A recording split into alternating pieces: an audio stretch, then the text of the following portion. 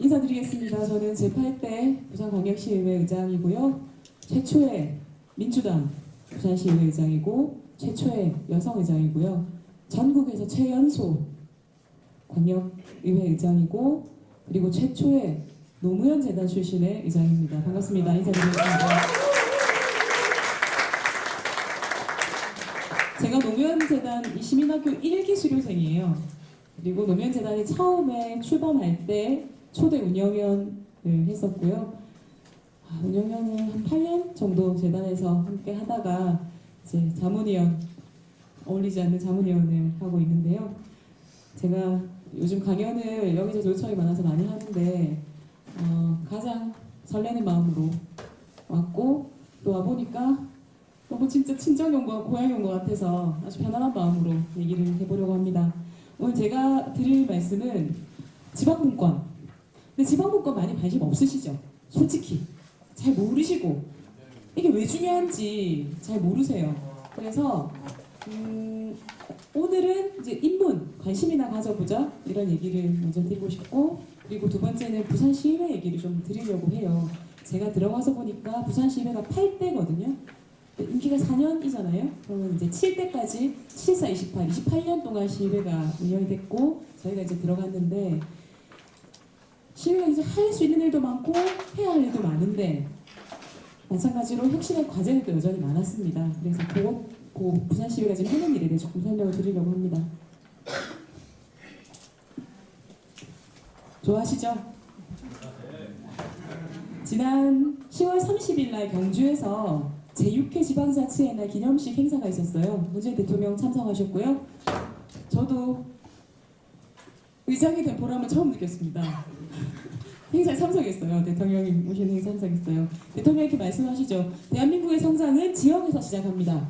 243개 지방자치단체 하나하나의 성장판이 열려야 대한민국 전체가 성장할 수 있습니다. 이게 지방분권 지방자치의 핵심 개념입니다. 지역이 하나하나가 발전해야 대한민국이 발전할 수 있다라고 하는 말씀을 해주신 거고요. 제가 사실 이 사진을 자랑할 데가 없어가지고요. 이날 행사를 가서 동선이 딱 겹친 거예요. 근데 생각도 안 했는데 딱 서 있었는데 대통령께서 저기 걸어 이렇게 오시는 거예요. 근데 되게 경호 때문에 원래 못 가는데 옆에 계시는 의전비서관께서 의장님 사진 찍으세요 이러는 거예요. 내가 쭈뼛쭈뼛 이러는데 대통령이 손을, 누가 봐도 이건 제가 잡은 거 아니에요. 대통령이 잡으셨어요. 보이시죠? 근데 여러분 이 다음 사진 보면 더 깜짝 놀라실 겁니다. 안아주셨어요. 뭐 하는 거야? 저한테 오 이렇게 하셨어요. 상복씨 계시죠? 저도 성대모사를 할게요. 이렇게 했어요. 오 최연소 의장이죠. 이렇게 얘기하셨어요. 그래서 힘 안 됩니까? 이렇게 얘기를 해서 제가 그 말씀을 언젠가 만나면 그 말씀 드리려고 준비를 하고 있었거든. 그래서 대통령님 힘드시겠지만 부산은 걱정하지 마십시오. 부산 저희가 알아서 하겠습니다. 라고 말씀을 드렸어요. 대통령이 이렇게 찾아보신 거 있잖아요. 이렇게 찾아보셨어요. 누가 봐도 대통령이 아니셨어요. 제가 하는 거 아닙니다. 대통령이 아니셨어요. 저희 이 사진 자랑할 데가 없어가지고 페이스북에 못 올리고 그렇습니다. 지방분권 그리고 지방자치에 대한, 사실은 지방분권 자체가 저희 민주당 겁니다. 민주당에서 시작한 거예요. 김대중 대통령께서 나는 평생 민주화를 위해 싸웠는데 민주화란 무엇이요? 의회 정치와 지방자치 두 가지가 민주화 아니요 라고 얘기하셨어요. 그리고 지금의 저 같은 사람이 지방으로 선출된 것은 김대중 대통령이 지방자치 부활을 요구하면서 단식투쟁을 해주셨기 때문이에요. 입원하시는 모습이고요. 노무현 대통령이십니다. 노무현 대통령이 1992년도에 동구에 총선 출마하셨다가 떨어지고 부산에서 만든 연구소 이름이 지방자치실무연구소였어요. 떨어지고 나서 뭐 부산 비전 21연구소 뭐 무슨 대한민국 무슨 전략연구소 만들 수 있지만 지방자치 그것도 실무연구소를 만드셨거든요. 저는 이 일을 굉장히 의미 있다고 생각합니다. 노무현 대통령 2003년도에 이미 중앙집권과 수도집중은 국가의 미래를 위해 더 이상 방치할 수 없습니다. 지방분권과 국가 균형 발전을 미룰 수 없는 과제가 되었습니다. 지방은 자신의 미래를 자율적으로 설계하고 중앙은 이를 도와야 합니다. 라고 말씀하셨어요. 사실은 저는 지방분권, 지방자치 핵심 개념은 이거라고 생각해요. 지방은 자신의 미래를 자율적으로 설계하고 중앙은 돕는다. 이게 지방분권 핵심이거든요. 김대중 대통령은 지방자치의 부활을 얘기하셨고 노무현 대통령은 한 발 더 나가서 지방분권과 균형 발전까지 얘기하셨어요.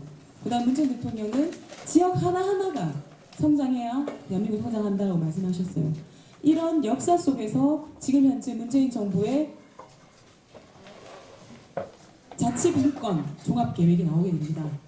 지방자치와 지방분권 그리고 주민자치를 어떻게 체계적으로 만들어 나갈 것인가는 종합계획을 얼마 전에 발표했고 지금 전국에 의견을 수렴 중이에요. 근데 문재인 정부가 말하는 자치분권이 뭐냐면 저는 이게 핵심이라고 생각해요.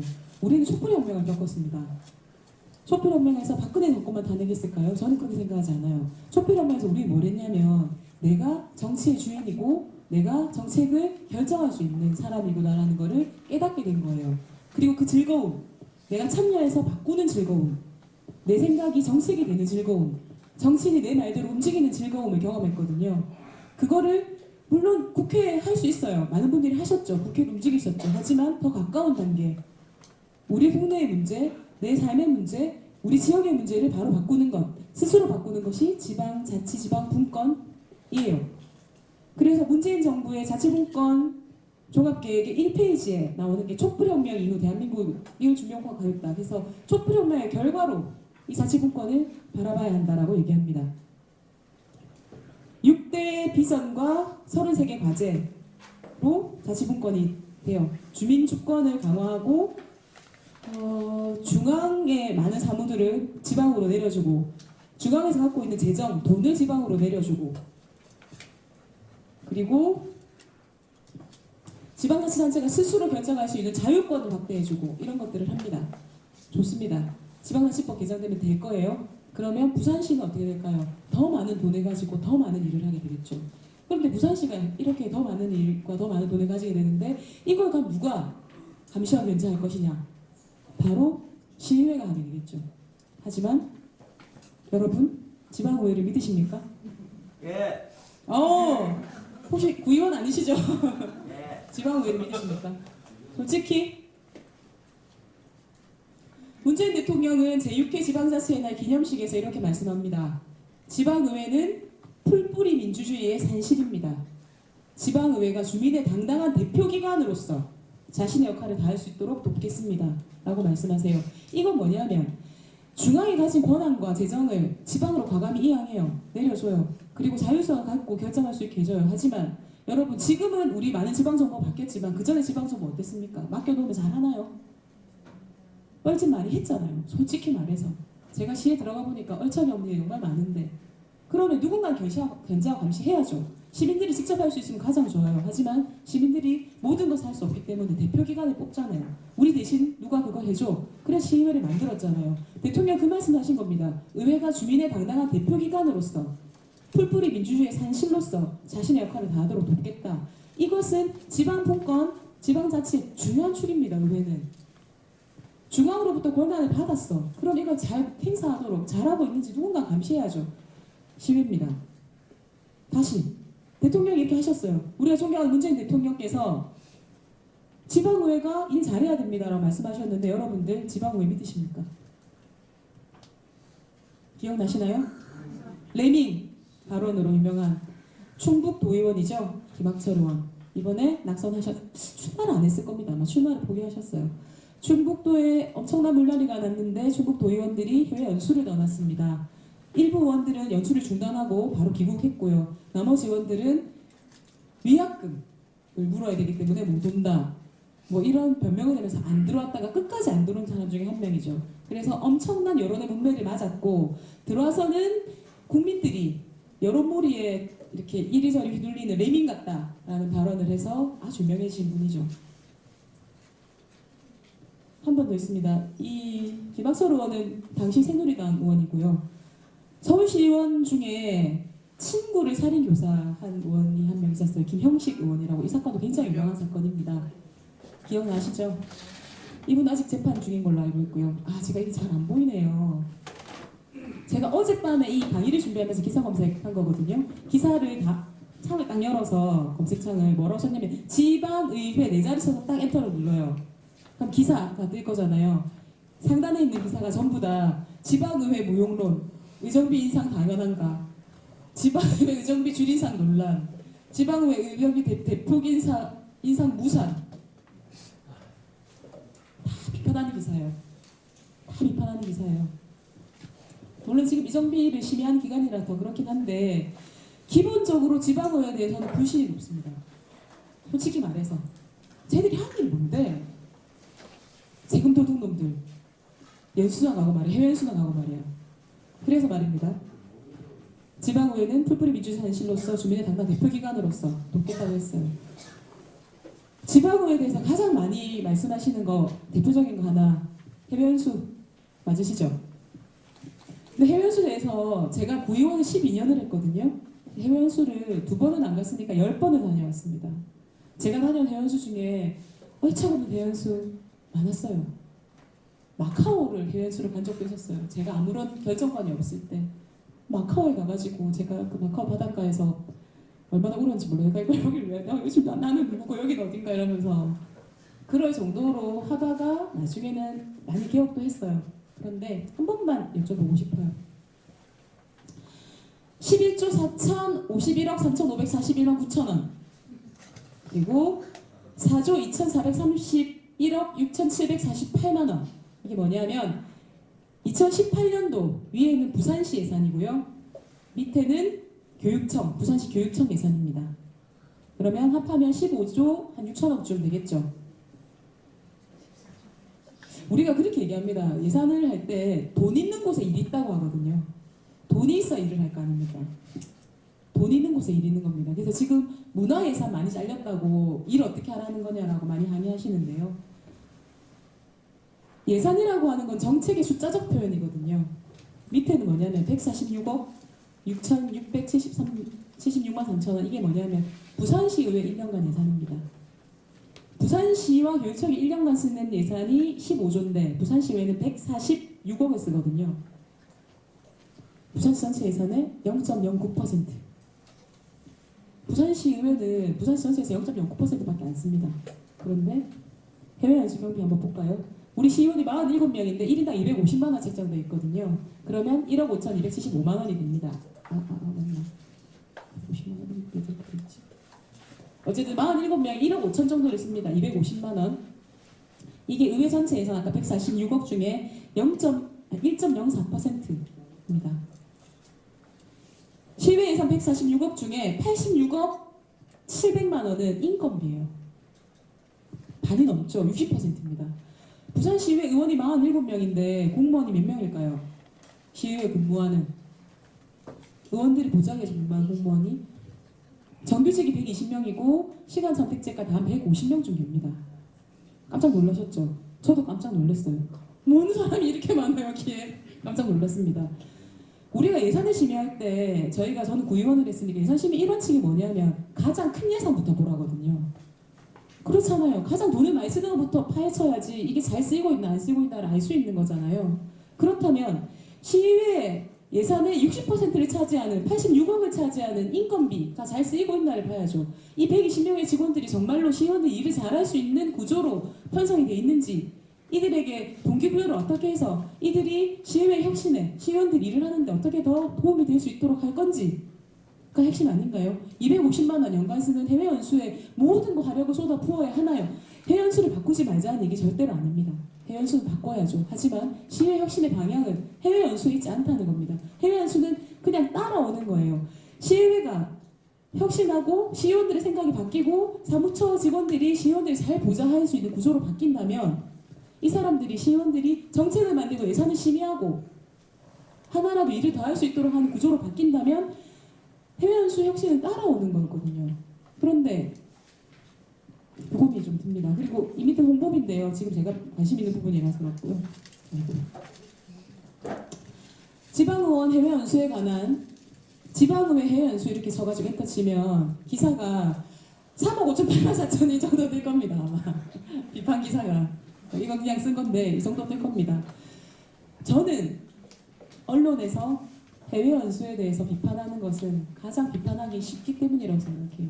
의원들이 정말 일을 어떻게 하고 있는지를 잘 알려고 하면 연구하고 자료도 열심히 봐야 해요. 하지만 해외 연수 딱 쳐가지고 관광성 몇 군데 그리고 심리적으로 그런 게 있죠. 쟤들은 뭔데 우리 세금으로 해외여행 가 나는 시간이 없어서 못 가고 돈이 없어서 못 가고 나도 한 번도 못 가봤는데 저거 무시라고 저거 한 일이 뭐 있다고. 기본 심리죠.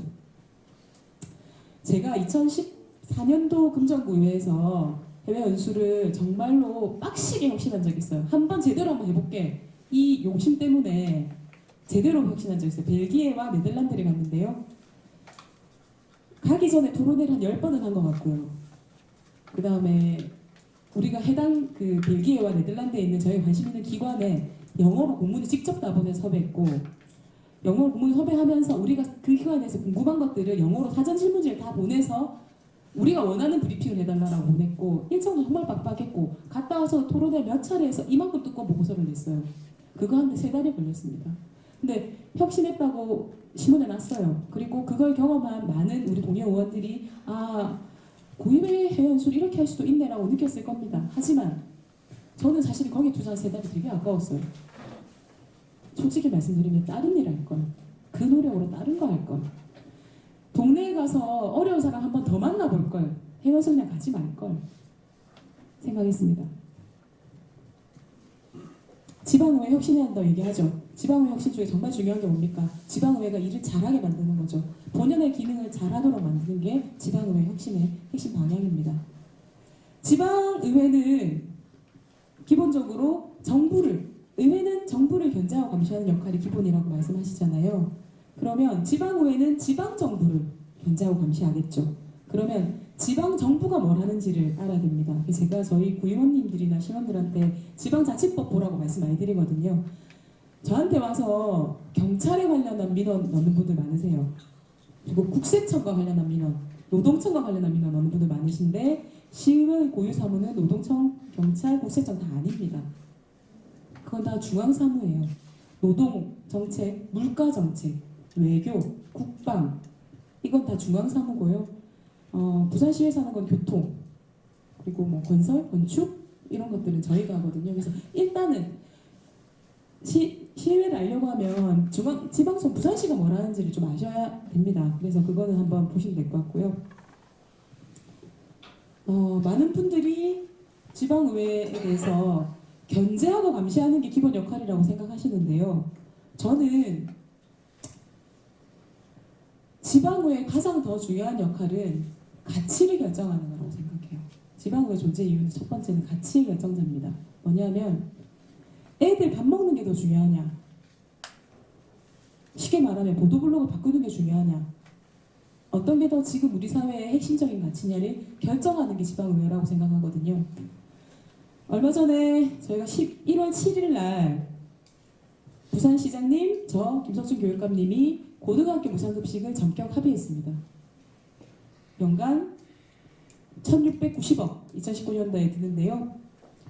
아마 기억하시는 분들 계실 텐데 2015년, 16년, 17년 넘어오면서 부산시의회가 새누리당이 다수였던 시절에 김석준 교육감님이 무상급식 때문에 끊임없이 시의회와 갈등하고 시의회가 끊임없이 김석준 교육감 무상급식 정책에 대해서 딴지 걸고 했던 기억 나실 겁니다.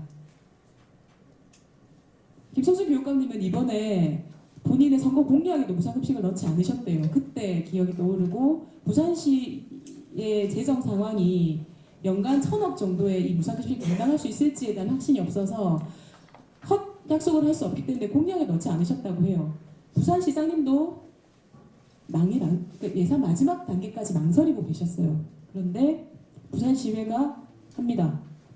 우리 김태훈 의원, 연제구 계신가요? 네, 연제구에 우리 김태훈 의원님께서 무상급식은 가치의 문제다라고 애들 밥 먹이는 게 가장 중요하다. 그리고 급식도 교육이다라는 주제로 5분 발언을 하십니다. 여론을 반기하는 거죠. 두 번째는 우리 김광모, 해운대구 계신가요? 김광모 의원 해운대구시거든요. 해운대구 김광모 의원님이 교육 관련 단체들, 무상급식을 이때까지 위해서 오랫동안 노력하셨던 단체들을 만나서 간담회에서 그분들의 요구를 열심히 듣습니다. 그리고 관련 예산이 얼마나 되는지 그분들이 연구한 것들 하는 간담회를 계속합니다. 그리고 저도 같이 간담회를 했고요.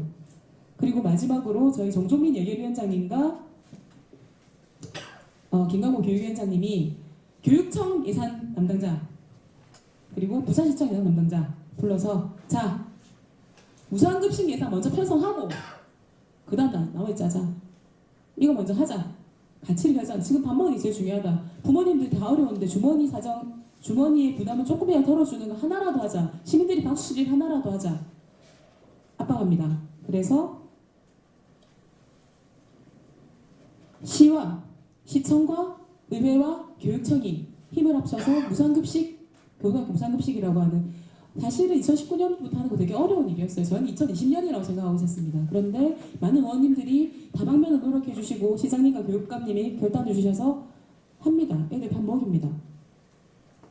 이 다음에 뭐가 됩니까? 중학교 교복 그리고 수학여행 지원 같이 갑니다. 가치를 결정한 겁니다. 어려운 부모님들의 주머니를 조금이라도 주머니 사정 조금이라도 나아지게 하는 정책, 아이들을 위한 정책이 먼저라고 하는 가치 결정을 한 겁니다. 그리고 오늘 우리 부산시장님과 각 구청장님들이 만나서 무상급식에 필요한 재원을 구청도 같이 부담하는 것으로 합의하셨거든요. 저는 가장 중요한 것은 가치를 결정하는 문제라고 생각해요.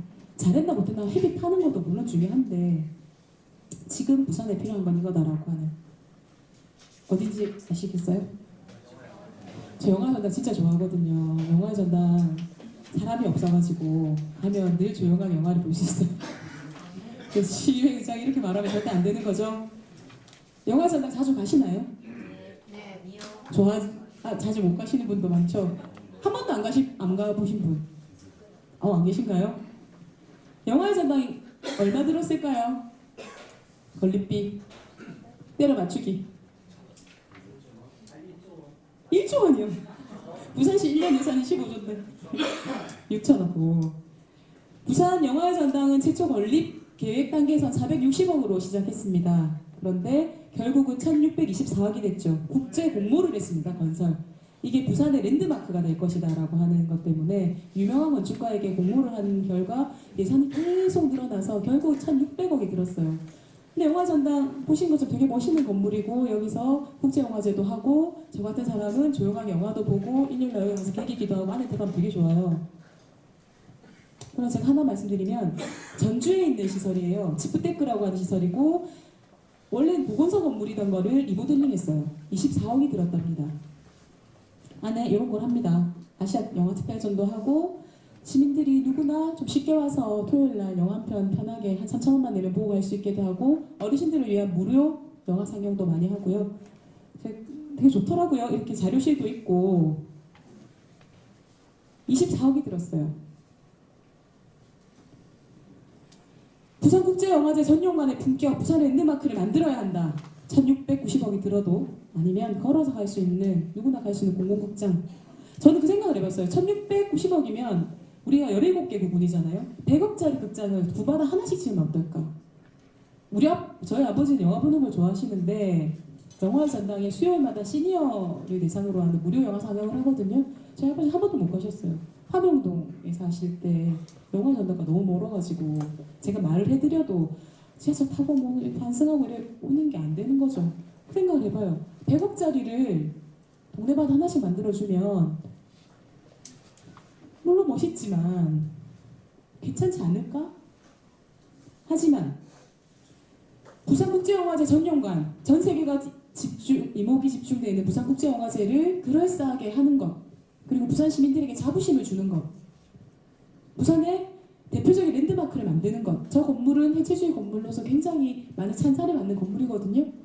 이 가치와 누구나 걸어갈 수 있는 공공극장 어느 게 더 우선적인 가치입니까? 그렇죠. 공공극장을 말씀할 수 있고 때로는 멋진 건물일 수도 있어요. 이 판단을 누가 하죠?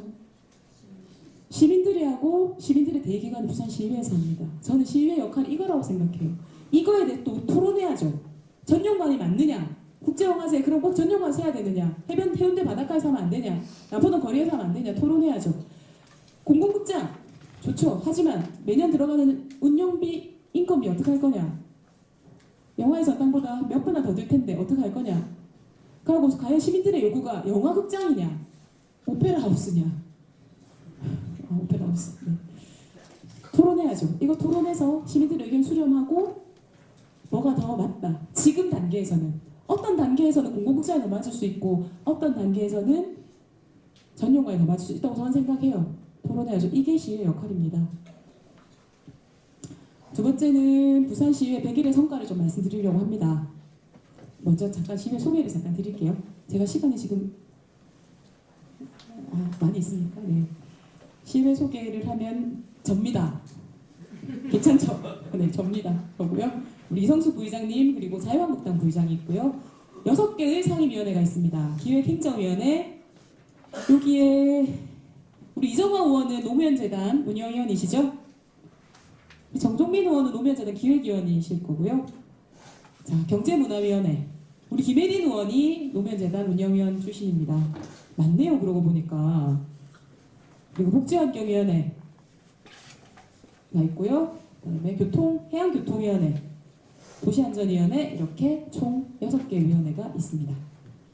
저희 의회가 가장 잘하는 일 중에 하나가 부산시 산하에 공공기관이 많거든요. 공사, 공단, 산하기관. 텍스코, 스포원 아시죠? 다 부산시 산하기관입니다. 아시아드 CC도 부산시 산하기관이고요. 교통공사, 지하철 운영하는 교통공사, 그리고 도시공사 뭐 이런 거 다 부산시 산하거든요. 그런데 이 공공기관장 말 많고 탈 많은 다 낙하산 인사였었죠. 근데 저는 기본적으로 최고 책임자의 정치 철학을 이해하는 사람이 공공기관장을 하는 게 맞다고 생각해요. 다만 그게 기준과 원칙은 있어야 되겠죠. 그래서 그 기준과 원칙을 세우기 위해서 그 공공기관에 어떤 인사를 보내는가를 누군가는 검증해야 되는 거 아니냐는 요구가 계속 있었어요. 지난 10몇 년간 있었어요. 하지만 새누리당 시장, 새누리당 시의회에서는 채택하지 않았어요. 시의회가 출범하고 7월 10일 날 출범을 하고 7월 30일 날 부산시장과 제가 공공기관 인사청문회를 도입합니다. 합의를 합니다. 시장님이 결단해 주셔서 가능한 일이었어요. 물론 한계는 많았습니다. 처음 하는 거니까요. 이게 법적으로 그게 없어요. 국회의원들이 하는 청문회는 법적으로 보호를 받거든요. 국회의원들은 면책특권도 있고 자료 요구권도 있고. 근데 시의회의 인사검증은 현재 지방자치법 제도상으로 아무런 근거가 없기 때문에 여기서 하는 발언이 만약에 상대가 명예훼손으로 걸거나 법적으로 걸면 시의원들은 보호를 받을 수 없는, 그래서 박싱 검증이 안 됩니다. 사실은. 그리고 자료도 인사 개인을 신상할 만한 자료 이거 요구할 수가 없어요. 그래서 뭐 기사 검색하고 구글링 돌리고 뭐 이렇게 해서 인사 검증했습니다. 처음이니까요. 앞으로는 나아질 겁니다. 인사 검증 도입했고요. 두 번째는 오늘 기사가 문무일 검찰총장님이 눈물을 흘리는 기사가 났던데 형제복지원 사건입니다. 부산에서 30년 전에 일어났던 사건이고 600여 명이 살해된 거죠. 살해된 참혹한 인권 유린 사건이었습니다.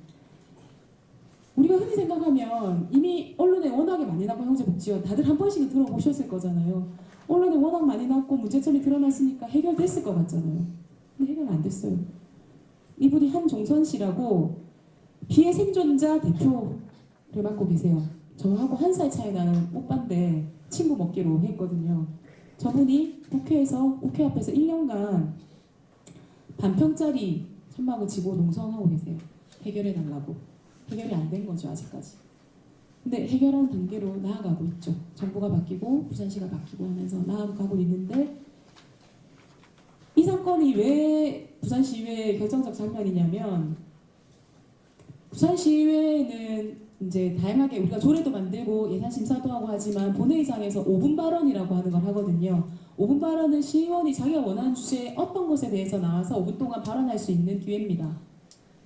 신청을 하면 할 수 있고요. 본회의장에서. 그거는 뭐야 하냐면 사실 여론 환기를 위해서 합니다. 문제 제기, 여론 환기를 위해서 하거든요. 그런데 우리 동래구 혹시 계신가요? 안 계신가요? 우리 동래구에 박민성 의원이라고 계세요. 박민성 의원이 5분 발언을 합니다. 5분 발언을 하는데 보통 시의원들이 5분 발언 나와서 어떻게 하냐면 금정구 박인영입니다. 저는 오늘 내 삶을 바꾸는 자치분권에 대해서 말하고자 합니다. 자치분권 문제점은 첫째, 둘째, 셋째 이렇게 얘기하는데 박민성 의원 나와서 얘기합니다.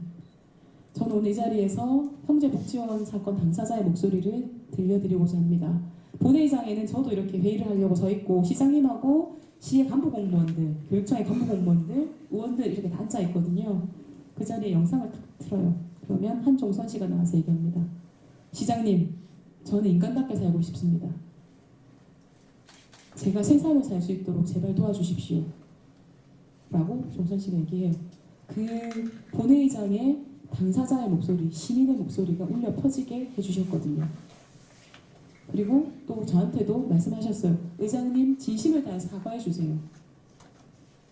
우리가 마음의 위안을 받을 수 있게 사과해 주세요.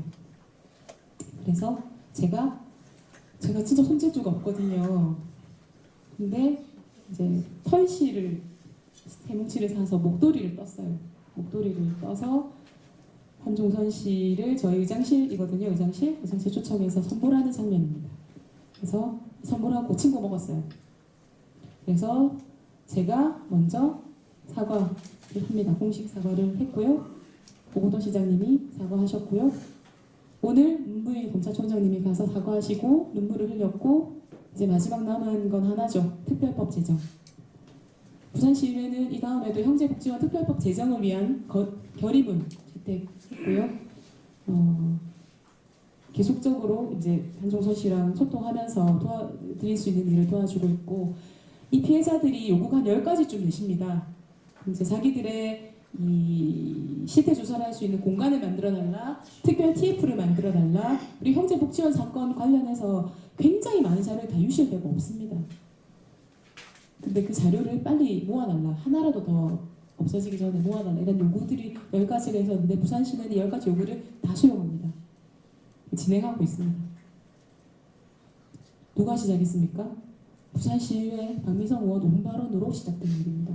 박미성 의원이 부산시의 본회의장에서 한종선 씨의 목소리를 틀면서 그 당사자의 목소리를 틀면서 시작된 일입니다. 부산시의회가 한 일입니다. 그리고 지금 이제 행정사무감사 얘기를 좀 해야 되는데요. 행정사무감사 시민제보센터 운영해서 지금 진행하고 있고 거의 마무리 다 됐거든요. 3가지가 없어지고 3가지가 생겼다고 평가를 받고 있습니다. 호통, 고함, 막말이 없어지고요. 열정과 고민, 노력이 있었다. 완전히 새로운 예감을 할 거라는 예감은 틀지 않았다. 저희가 만든 거예요. 저희 사랑하려고 만든 거예요. 근데 다행히 부산 언론에서도 좋게 평가를 해주고 계세요. 첫 행정사무감사 과거와 달랐다. 견제 감시 역할 긍정적인 평가한다. 왜냐하면 오고돈 시장님과 부산시의회가 다 민주당이기 때문에 너네 제대로 못하는 거 아니냐. 그리고 솔직히 말해서 너네 초선 의원들 실력 없는 거 아니냐. 많이 걱정을 많이 하셨거든요. 근데 생각보다는 행정사무감사 잘 했습니다. 3번째는 저는 촛불혁명 이후에 물론 우리가 정권을 바꾸는 아주 큰 경험 그리고 현직 대통령을 끌어내린 아주 훌륭한 성과를 이뤘지만 그 다음에 우리에게 할 것은 뭐냐면 지금까지 민주주의는 광장에만 있었어요. 광장에 나가야만 민주주의를 만날 수 있었거든요. 그런데 촛불혁명 이후에 우리는 골목에서 우리 집 담벼락에서 구청에서 시청에서 이 민주주의를 만나야 된다고 생각합니다. 참여하고 소통하고 하는 게 민주주의잖아요.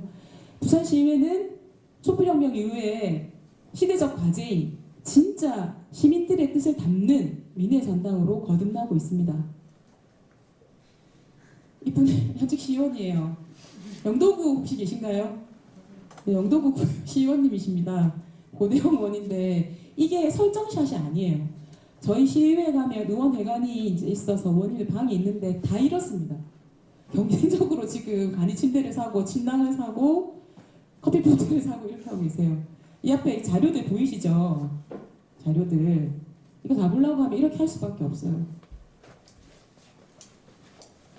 그래서 바쁘니까 밥 나가서 먹고 이게 나갔다 들어왔다 하면 1시간이잖아요. 그래서 컵라면 드시는 건데 저희 시의회는 의원들의 복지 향상을 위해서 다양한 종류의 컵라면을 구비하고 있습니다. 여러분 보시다시피 튀김우동, 신라면, 왕뚜껑 이분이 먹는 건 뭔지 모르겠네. 예, 오뚜기 라면까지 해서 요 뒤에는 짜장라면이 있었어요. 저희는 다양한 컵라면을 준비하고 있거든요. 의원님들이 이게 특별한 일이 절대 아닙니다. 늘 이렇게 하고 계십니다. 근데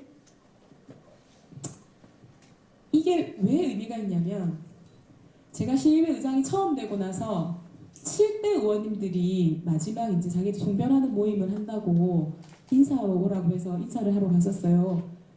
무슨 호텔에 있는 고급 일식집이었는데 갔어요. 가니까 이렇게 의원님들 이렇게 주고 앉아 계시는데 저한테 첫 마디가 박 회장 골프 치나? 진짜 농담 아니고. 그러니까 제가 골프를 안 치는 걸 알고 하신 말씀이라고 저는 생각해요. 저 골프 칠 줄 모르거든요. 그래서 못 칩니다 안 하고 안 칩니다라고 했어요. 그러니까 골프 쳐야 될 건데 골프 초청장, 골프 무슨 이렇게 골프 행사 초청장 많이 올 건데 이러시더라고요. 그러니까 그럼 뭐 안 가죠 뭐 이렇게 하고 했는데 검은 세단을 타고 와서 골프를 치러 가고 근데 정말 그 자리에서 골프를 빼면 대화가 안 될 정도였어요. 그러니까 아니 이 사람들이 골프 선수인가 이러니까 내가 근데 나쁘다는 게 아니고 골프 칠 수 있죠. 골프 칠 수 있어요. 골프 치는 게 나쁜 것도 아니고 그런데 세단을 타고 골프를 치고 늘 예약된 식당에만 가고 비서가 열어주는 문을 열어준 차를 타는 사람들이 지하철을 타고 떡볶이를 먹고 하는 사람들의 시선에서 볼 수는 없다고 생각해요. 분명히 빠지는 부분이 있을 거예요. 근데 우리 시의원님들은 아시다시피 이래 자고 이래 먹고 이래 일합니다. 이 장면이 무슨 장면이냐면 우리 김혜린 의원님이 일요일날 바나나를 한 손 사서 의원회관 복도에 달아놓은 거예요. 위에다가 출출할 때 하나씩 나서 드세요 이렇게 해놓은 거예요. 그러니까 이제 요 고대영 의원님인데 여기다가 뭐 이게 조례 발의를 하겠다고 바나나 섭취에 관한 나트륨과 뭐 미네랄에 관한 조례 발의를 하겠다고 이렇게 하고 그래서 의원님들이 거기 막 조례 발의 동의한다고 막 쓰고 저기가 이제 바나나 나무가 됐는데 저기서 치킨도 열리고 이제 떡볶이도 열리고 그렇게 하고 있습니다. 이렇게 일합니다. 이게 왜 민의의 정당이냐면 입장의 동일함. 전 정치에서 가장 중요한 게 입장의 동일함이라고 생각하거든요. 당신과 내가 서 있는 자리가 같은 것. 그래서 당신과 내가 이해하는 것. 제가 금정구에 있을 때 보건소에서 금연 프로그램을 한다고 했을 때 제가 이렇게 들으면서 제 친구 중에 이제 담배 피우는 애가 있는데 야, 얘가 이 금연 프로그램 올 수 있을까? 자기 동네에서 하는 금연 프로그램에 누가 볼 수도 있고 사실은 아직까지 여성 흡연에 대해서 그러니까 그래서 제가 그때 얘기합니다. 여성 전용 금연 프로그램 만들면 좋겠다. 그래서 상담실도 분리하고 상담사도 분리하고 시간도 좀 분리해서 해주면 좋겠다. 그래서 여성 전용 금연 프로그램이거든요. 근데 그건 여성이 아니면 못 보는 거예요. 단순히 말하자면. 그래서 입장의 동일함. 그래서 가장 시민적인 입장. 많은 분들이 부산시의회 의원들이 초선이라 걱정하는데 저는 오히려 가장 시민에 가까운 상태, 의원에 가까운 상태가 아니라라고 생각합니다. 그리고 더 중요한 것은 시민들을 많이 만나 뵙고 얘기를 듣는 거죠. 저는 101번의 프로포즈라고 하는 제 임기가 2년이거든요. 2년이면 52주, 2년이면 104주가 되잖아요. 그래서 대충 일주일에 한 번은 시민들을 의장실에 초청해서 만나는 행사를 하고 있습니다. 101번의 프로포즈 지금 36번 정도 진행을 했고 정말 다양한 분들이 찾아와서 다양한 얘기를 하세요. 이런 단체가 있었나? 할 정도의 단체. 뭐 빌딩 관리사협회 분들도 오시고 재난군인회, 독립유공자협회, 여성인력개발센터 분들 다 오세요. 다 듣습니다. 다 들으면 뭐가 되냐면 제가 그 들으면서 솔직히 말하면 우선순위가 제 안에서 생겨요. 아 이건 정말 시급한 문제구나. 아 이분들은 좀 설득해서 뒤에 해도 되는구나 라고 생기고 두 번째는 그분들이 저를 찾아오시면 옛날에는 시의회장님들이 왜 사람을 못 만났냐면 시의회장 만나서 얘기하면 다 된다 라고 생각하기 때문에 의장도 부담을 가지는 거예요. 내가 만나주면 해줘야 되니까. 근데 저는 얘기합니다. 못합니다. 그건 안 될 것 같은데요. 제 힘으로 안 될 것 같습니다. 예산 반영 못합니다. 얘기합니다. 그래서 소통합니다. 안 되는 건 안 되는 대로, 되는 건 되는 대로. 그래서 필요한 조례를 만들기도 하고 이번 예산을 일부 반영하기도 했습니다. 그리고 관련한 토론회를 다시 열기도 하고요. 만나서 얘기를 들어야 뭐가 필요한지 아니까요. 부산시의회 성과 중에 가장 큰 거죠. 제가 의장이 된 겁니다. 왜냐하면 노무현에 반해 정치를 시작했다고 하는 사람이 부산시의회 의장이 된 거예요. 노사모로 정계를 대비했다라고 하는 사람이 부산시의회 의장이 된 겁니다. 노무현의 가치를 실현하고자 하는 사람이 부산시의회 의장이 된 게 저는 가장 큰 성과라고 생각해요. 저는 노무현 대통령이 가르쳐주신 말씀을 지금도 읽고 부산시 혁신에 적용하려고 끊임없이 애를 쓰고 있습니다. 노무현 대통령의 어록집을 부산시의회 제 책상에 꽂아놨고 저희 집에도 있고 늘 들고 다닙니다. 모를 때마다 대통령 책을 펴봐요. 근데 신기하게 늘 답이 있어요. 답을 다 적어놓으셨어요. 정말 신기하다 생각합니다. 이게 부산시의 가장 큰 성과죠. 그렇죠. 감사합니다. 시간이 거의 다 됐나요?